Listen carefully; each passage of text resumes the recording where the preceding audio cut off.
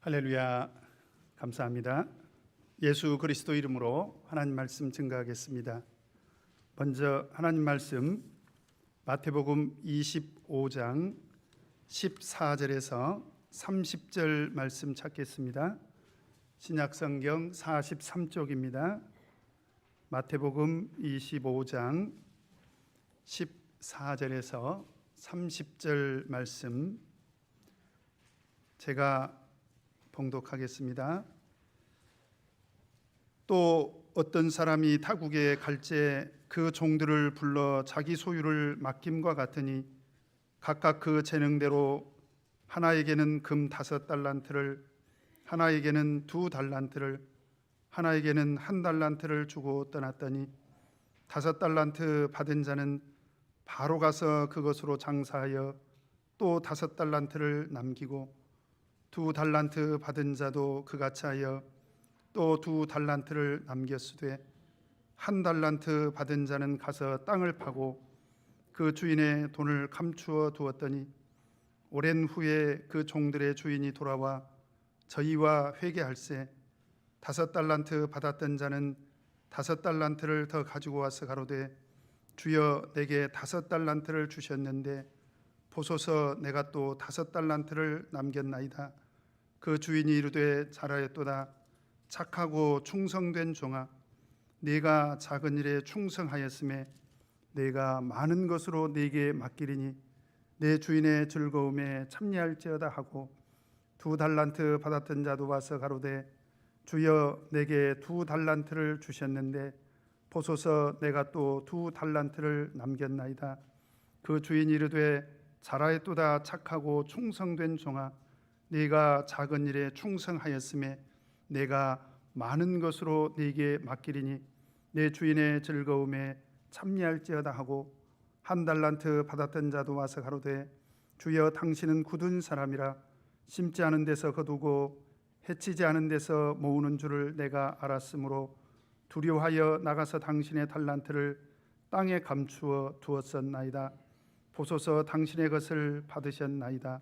그 주인이 대답하여 가로되 악하고 게으른 종아, 나는 심지 않은 데서 거두고 해치지 않은 데서 모으는 줄로 네가 알았느냐? 그러면 네가 마땅히 내 돈을 추리하는 자들에게나 두었다가 나로 돌아와서 내 본전과 별리를 받게 할 것이니라 하고 그에게서 그 1달란트를 빼앗아 10달란트 가진 자에게 주어라. 무릇 있는 자는 받아 풍족하게 되고 없는 자는 그 있는 것까지 빼앗기리라. 이 무익한 종을 바깥 어두운 데로 내어 쫓으라. 거기서 슬피 울며 이를 갈미 있으리라 하니라. 아멘. 오늘 이 시간에는 신앙인도 정산할 때가 있다라는 말씀의 제목으로 같이 하나님 말씀 상고하고 은혜 나누도록 하겠습니다. 어느 농사를 짓는 농부가 있었는데 한 해 농사가 너무 잘 됐습니다. 뿌듯한 마음에 이제 사람들에게 이렇게 자랑을 했습니다. 나는 하나님도 모르고 성경도 모르는 사람이다. 안 믿는 사람이라는 거지요. 그러나 나는 지난 봄에 경작해서 파종을 했고 여름을 무사히 넘겨 가을에 이토록 풍성한 수확을 했습니다. 그런데 내 이웃에 사는 그리스도인보다 엄청나게 많이 거뒀습니다. 여러분, 과연 하나님이 누구의 편인지 짐작할 수 있지 않습니까? 이렇게 말을 했습니다. 그래서 그 사람이 그렇게 주장하는 것은 뭐냐면 많이 거둔 자는 나 같은 불신자요, 적게 거둔 자는 그리스도인이니 도대체 하나님은 누구 편이냐? 하나님을 믿는 사람을 사실은 조롱을 한 것입니다. 그러자 어떤 그리스도인이 그 사람에게 이제 글을 하나 써서 보냈는데요. 뭐라고 썼냐면 하나님은 가을에 결산하지 않으십니다. 그리고 연말에도 결산하지도 않으십니다. 이렇게 글을 써서 보냈어요. 여기는 말이 없습니다만은 이 사람이 하고자 했던 말은 어떤 말이었을까요? 하나님은 언제 심판하신다는 말씀입니까? 하나님 말씀에 뭐라고 되어 있습니까? 히브리서 9장 27절에 보면 한 번 죽는 것은 사람에게 정하신 것이요, 그 다음에 그 후에는 심판이 있으리니. 하나님은 가을에만 심판하시는 분이 아니라는 거예요. 그리고 하나님은 더더군다나 연말에 우리를 정산하시지 않으신다라고 하는 것입니다. 제가 왜 갑자기 정산이라는 말씀을 드리냐면, 여러분 12월이 되면 이제 모든 직장인들이 어디에 마음을 씁니까? 연말 정산, 그죠? 여러분 연말 정산, 이거 사실 작은 일이 아닙니다. 왜 그러냐면 뭐 직장 생활 하시는 분들 다 잘 하시겠습니다만은 저도 사업을 해봐서 알아요. 연말 정산 잘하면 이 연말 정산을 일컬어서 보통 뭐라고 얘기를 하냐면 13월의 보너스다. 1년은 12달밖에 없잖아요. 나는 전혀 일하지도 않았는데 보너스처럼 다가오는 것이 연말 정산 보너스입니다. 그러니까 12월에는 우리 모든 직장인들이 연말 정산의 마음을 뺏기게 됩니다. 어쩔 수 없죠. 왜냐하면 13월에 보너스가 걸려 있는 걸요. 자, 그런데 오늘 이 시간만큼은 우리가 귀 기울여서 들어야 될 하나님의 말씀이 있습니다. 오늘 예수님께서 친히 하신 말씀이지요. 이 달란트 비유를 통해서 예수님께서 우리에게 하시고자 하는 말씀이 있습니다. 이게 무엇입니까? 오늘 25장 19절을 보니까 오늘 예수님께서 우리에게 하시고자 하는 말씀이 있어요. 19절 같이 한번 읽겠습니다. 시작. 오랜 후에 그 종들의 주인이 돌아와 저희와 회개할세. 여기서 예수님께서 우리 예수 믿는 우리 신앙인들에게 하시고자 하는 말씀이 있어요. 가을에 농사를 잘 지어서 많은 수확을 거두는 것도 좋은 일이고, 연말 정산 잘해서 13월의 보너스를 두둑하게 받는 것도 기쁜 일이지만, 우리 예수 믿는 사람들이 관심을 가져야 되는 것은 언젠가 우리 인생 끝날에 하나님께서 우리와 더불어서 정산한다는 그 사실을 반드시 관심을 가져야 된다라고 하는 것입니다. 하나님은 우리에게 마지막 인생 끝날에 정산하신다는 거예요. 그런데 여기서 하나님의 정산의 몇 가지 특징이 있는데 19절을 보면 오랜 후에라고 되어 있지 않습니까? 오랜 후에. 하나님께서 정산하실 때 우리 인생 끝날에 어떻게 정산하시는가? 오랜 후에 정산하신다라고 하는 것입니다. 여기서 오랜이라는 것은 굉장히 긴 시간을 말하는 거예요.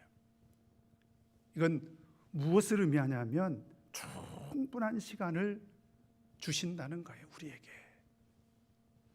사실 우리 인생은요, 어떤 측면에서 보면 짧지만 사실은 어떤 측면에서 보면 굉장히 충분한 시간을 하나님께서 주신 것입니다. 여러분 그렇지 않습니까? 그래서 오랜 후에 와서 하나님께서 정산하신다라고 하는 것이고요. 그 다음에 두 번째로 올해 충분히 기회를 주시긴 하지만 그 종들의 주인이 돌아온다는 거예요. 돌아온다는 거예요. 이게 무슨 얘기입니까? 언젠가는 반드시 정산하신다라고 하는 것입니다. 그냥 넘어가지 않는다는 거예요. 하나님은 반드시 우리 인생 끝날에 정산을 하신다는 것이고요. 그 다음에 19절에 또 하나 보니까 오랜 후에 그 종들의 주인이 돌아와 저희와 회개할세. 무슨 얘기입니까? 이 정산은 하나님이 직접 하신다는 것입니다. 하나님 면전에서 하나님 앞에서 우리가 정산을 받게 된다라고 하는 것입니다. 자, 그래서 오늘 이 시간에 우리는 도대체 하나님께서는 우리와 인생 끝날 정산하실 때 그러면 과연 어떻게 정산하실까? 오늘 말씀을 통해서 우리 한번 같이 관심을 갖도록 해보겠습니다. 우리 먼저 14절 15절을 보니까 같이 한번 읽겠습니다. 시작. 또 어떤 사람이 타국에 갈제 그 종들을 불러 자기 소유를 맡김과 같으니 각각 그 재능대로 하나에게는 금 5달란트를, 하나에게는 금 2달란트를, 하나에게는 1달란트를 주고 떠났더니. 하나님께서 우리와 정산하실 때 무엇으로 과연 정산하실까? 이제 내 인생을 탈탈 터실 거 아닙니까? 그죠? 하나님은 다 살피고 계신다는 거예요. 그러면 도대체 하나님 앞에 나가서 우리가 어떤 정산할 것인가? 아마 지금 어제 그제 수능 끝났죠? 아마 이 친구들은 오직 수능 점수일 것입니다. 근데 제가 하나님 앞에 여쭤봤어요. 하나님, 하늘나라 가서 수능 점수도 봐요? 그랬더니 아니래요. 하나님 그거 전혀 관심 없대요. 그러면 또 어떤 사람들은 아파트 평수일까? 그래서 제가 그것도 여쭤봤어요. 하나님 앞에서 우리가 받는 정산에 아파트 평수가 포함되나요? 그랬더니 그거 전혀 상관없대요. 어떤 사람들은 1년 동안 내가 받을 연봉이 얼마일지 여기에 아주 올인하지 않습니까? 그런데 그것도 제가 여쭤봤습니다. 하나님, 우리 연봉도 보시나요? 그랬더니 그것도 전혀 안 보신다는 거예요. 그러면 하나님의 관심은 어디 있을까요? 오늘 14절에 보니까 분명히 하나님은 우리에게 마지막 인생 끝날에 정산하실 그 무엇인가를 우리에게 맡겨주셨는데 그것이 무엇입니까? 자기 소유를 맡겨주셨다는 거예요. 그리고 그 소유를 어떻게 설명하고 있습니까? 15절에 보니까 각각 그 재능대로 하나에게는 금 5달란트를, 하나에게는 2달란트를, 하나에게는 1달란트를 주고 떠났다라고 하는 것입니다. 하나님께서 주신 그 자기 소유의 특징이 뭐냐? 각 사람의 재능에 따라서 달란트로 주셨다라는 것입니다. 그때 당시에 달란트는 어떤 무게를 다는 단위였는데요.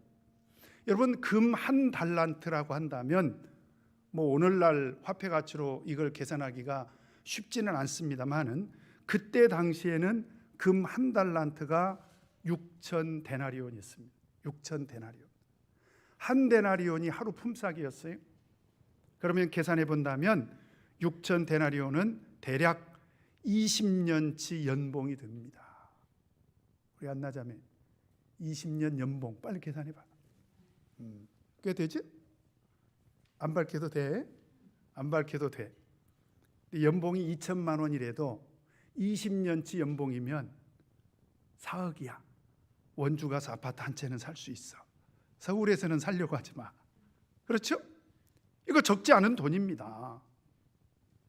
굉장히 큰 가치를, 이건 돈을 맡겨주셨다는 뜻으로 오해하시면 안 됩니다. 굉장히 큰 값어치에 해당되는 것을 하나님께서 우리에게 맡겨주셨다는 거예요. 저는 이게 틀림이 없다고 생각이 되는 게, 여러분 요즘 손흥민 선수가 발 하나로 전 세계를 누비면서 돈을 지금 엄청나게 벌고 있지 않습니까? 저는 그게 증거라고 봐요. 그러니까 하나님께서 우리에게 주신, 각 사람에게 재능에 따라서 주신 이 달란트는 어마어마한 가치에 해당이 된다. 그런데 하나님께서 이 소유를 맡겨주실 때 어떤 기대를 하셨을까요? 이 5달란트와 2달란트 받은 자들이 이 달란트를 가지고 어떻게 했습니까? 우리 16절 17절 같이 한번 읽겠습니다. 시작. 5달란트 받은 자는 바로 가서 그것으로 장사하여 또 5달란트를 남기고 2달란트 받은 자도 그같이 하여 또 2달란트를 남겼으되. 이 5달란트 받은 자와 2달란트 받은 자는 하나님의 기대가 무엇인지를 알았다는 거예요. 그래서 그 하나님의 기대에 부응을 해서 어떻게 했냐면 바로 가서 장사했다는 거예요. 바로 가서 장사했다는 것입니다. 여러분, 하나님께서 우리에게 맡겨주신 그 무엇인가 정말 소중한 어떤 가치가 있는데 그것을 사용할 때 어떤 사람들은 마치 내 것인 것처럼 안 해요. 목사님 안 해요. 그럴 때 제가 마음이 제일 아파요. 마치 자기 것인 양. 옳은 태도가 아니죠. 어떤 분들은 또 할까 말까. 그래서 이렇게 얘기를 해요. 목사님, 제가 좀 생각해 보겠습니다. 생각해 보겠다는 것은 90% 이상이 거절하려고 논문 쓰는 시간 벌려고.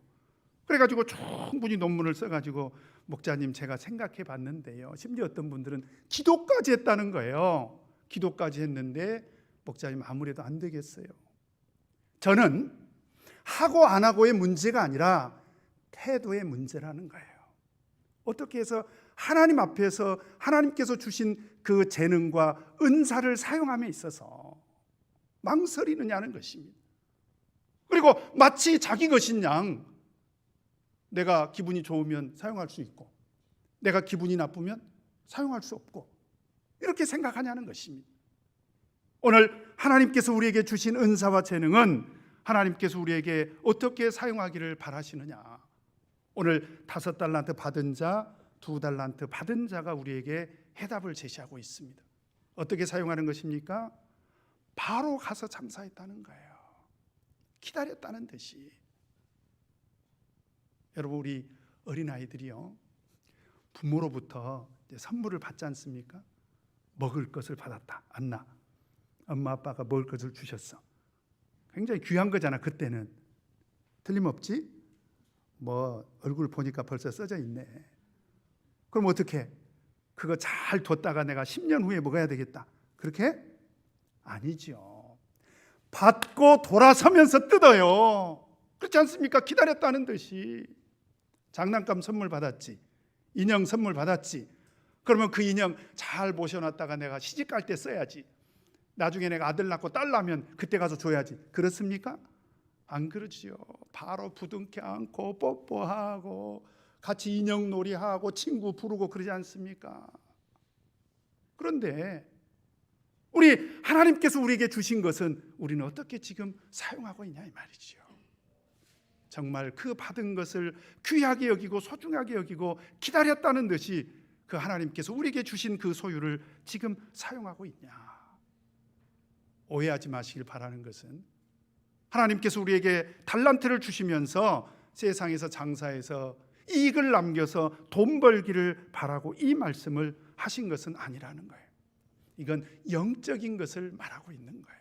영적으로 하나님 나라를 위해서 헌신할 수 있도록, 하나님 나라를 위해서 봉사할 수 있도록 하나님께서 우리에게 정말 귀한 값어치에 해당되는 것을 우리에게 각자에게 재능대로 맡겨주셨다라고 하는 것입니다. 그래서 우리는 어떤 정신으로 봉사해야 될 것인가? 베드로전서 4장 10절에 보니까 각각 은사를 받은 대로 하나님의 각양 은혜를 맡은 선한 청지기 같이. 여러분, 선한 청지기는 어떤 청지기예요? 집주인이 딱 창고 앞에 왔습니다. 그러면 선한 청지기는 어떻게 해요? 아, 주인 어른 오셨습니까? 하고 문 열어주잖아요. 아, 그래요? 안 그래요? 그리고 주인이 원하는 물건 딱 내주지 않습니까? 그런 사람을 보고 선한 청지기라는 거예요.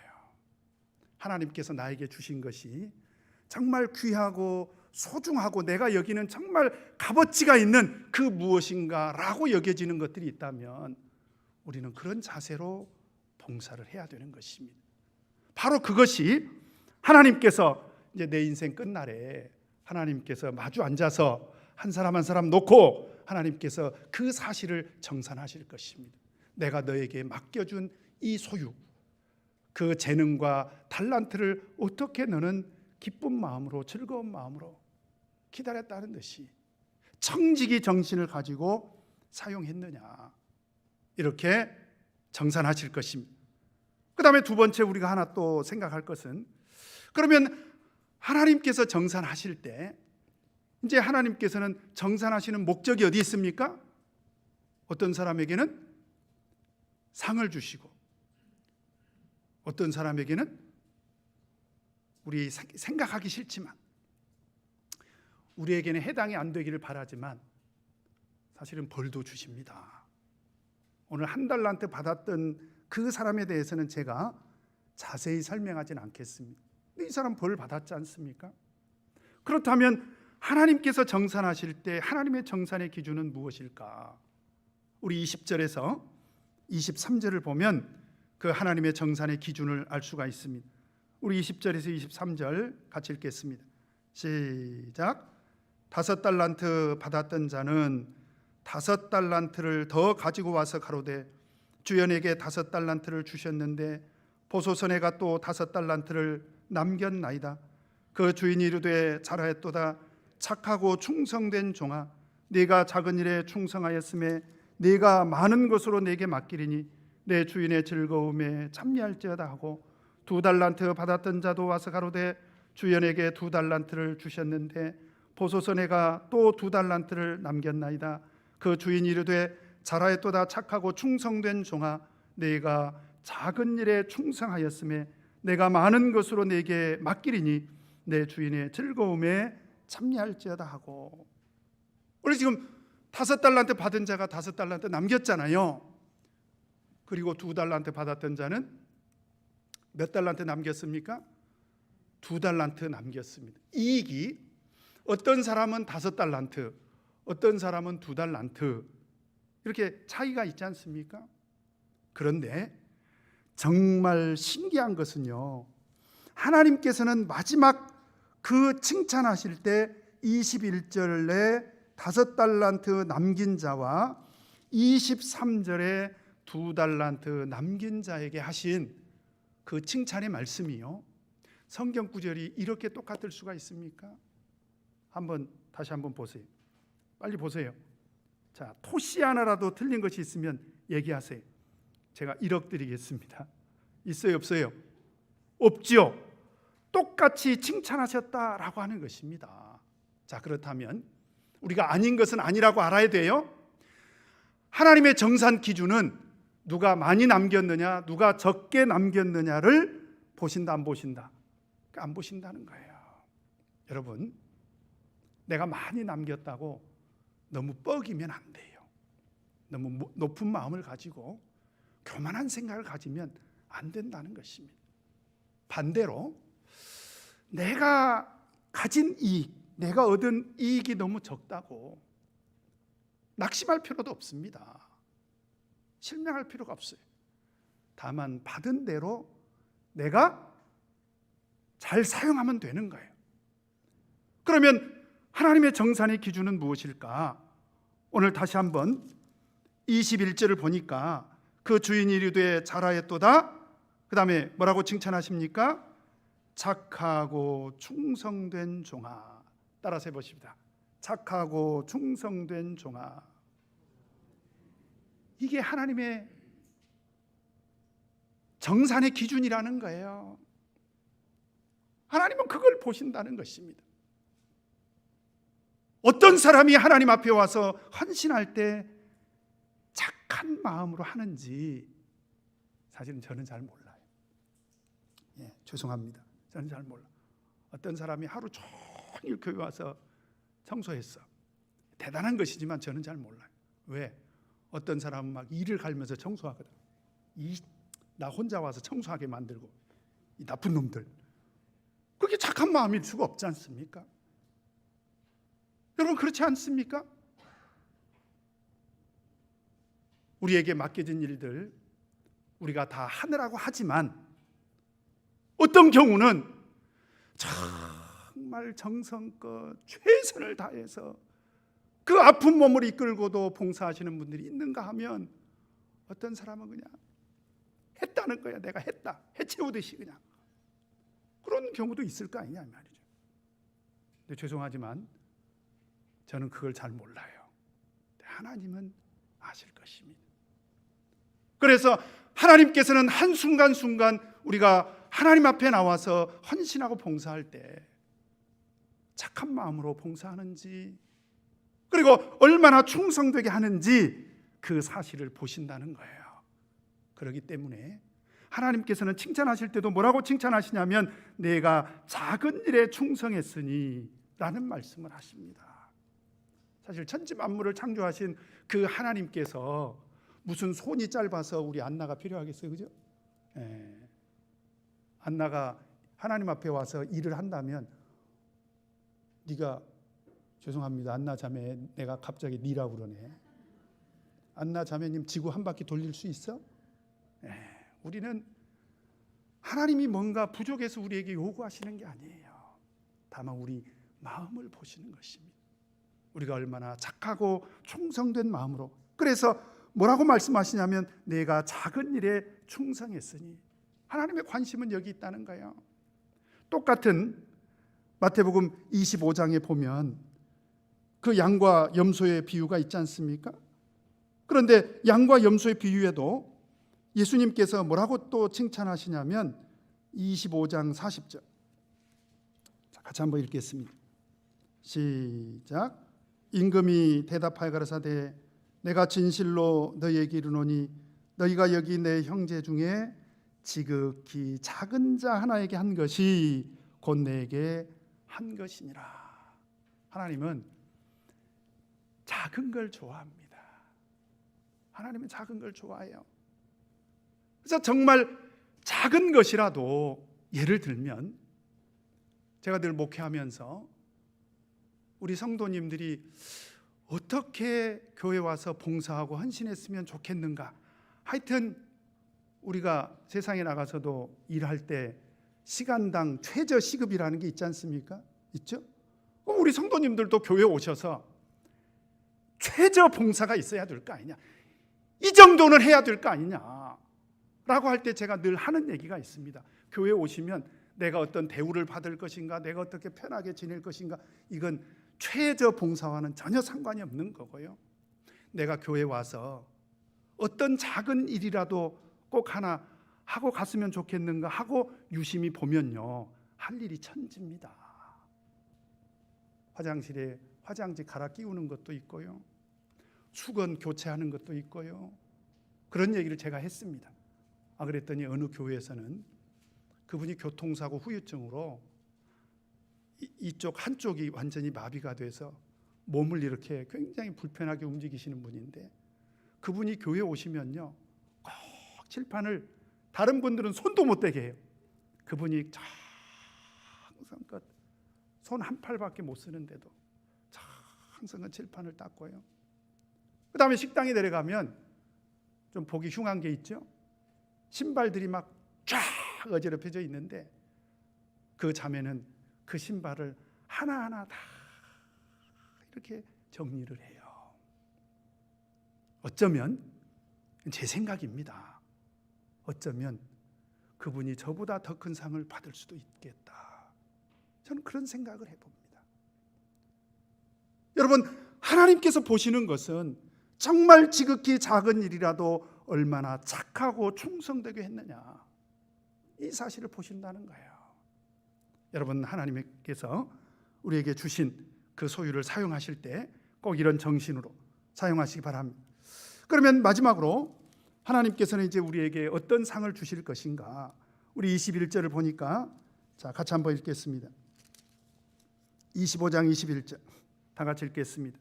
시작. 그 주인이 이르되 잘하였도다 착하고 충성된 종아, 내가 작은 일에 충성하였음에 네가 많은 것으로 내게 맡기리니 내 주인의 즐거움에 참여할지어다. 내가 작은 일에 충성했으니 내가 많은 것을 너에게 맡겨주겠다. 그리고 내 주인, 그것은 하나님이시죠. 그 하나님의 즐거움에 참여해라. 도대체 이게 뭘까? 아무리 하나님 말씀을 뚫어지게 쳐다봐도 이게 모르겠어요, 뭔지. 틀림없는 것은 하늘나라에 가면 우리가 생각했던 것보다, 우리가 상상했던 것보다 아마 훨씬 더 큰 상을 주실 것이다. 이건 하늘나라에서 하나님께서 우리에게 주실 상을 은유적으로 표현한 것입니다. 많은 것으로 내게 맡기겠다. 그 다음에 내 주인의 즐거움에 참여할지어다. 이건 하나님의 나라에서 누릴 상급에 대해서 하나님께서 은유적으로 표현하신 건데, 그래서 제가 설교를 이번에 준비하면서 제가 생각을 해봤어요. 내 인생에 내가 받은 가장 큰 상이 뭘까? 저도 상 받은 적이 있습니다. 네, 상 받은 적이 있어요. 초등학교 때는 상 많이 받았어요. 제가 우등상도 받고 개근상도 받고 특기상도 받고, 특기, 제가 초등학교 때 주산을 잘 놔가지고 특기상도 받았습니다. 네. 심지어 제가 예비군 훈련장 가가지고 밤을 새워서 차트를 써줬더니 부대장 상도 제가 받았습니다. 그런데 그 상 받은 거요, 아무것도 아닙니다. 사실은 하나님 나라에 가서 받을 상에 비교가 되겠냐 이 말이에요. 어떤 분은 대통령상을 받았을 수도 있습니다. 그러나 그보다는 노벨상이 조금 더 크지요. 노벨상보다 더 큰 상이 뭔 줄 아세요? 밥상이라고요? 예, 노벨상보다 더 큰 상은 예수 그리스도 상입니다. 하늘나라 가서 우리가 이 세상에서 받았던 가장 최고의 상보다도 하나님께서는 우리에게 더 큰 상을 틀림없이 주실 것이다. 그러므로 오늘 우리는 연말 정산보다는 어디에 더 관심 있는 연말을 보내야 되겠다? 신앙인의 인생 끝날 정산에 대해서 관심을 가지시는 저와 여러분 되시기를 예수 그리스도 이름으로 축원합니다. 우리 다 같이 묵도하시겠습니다.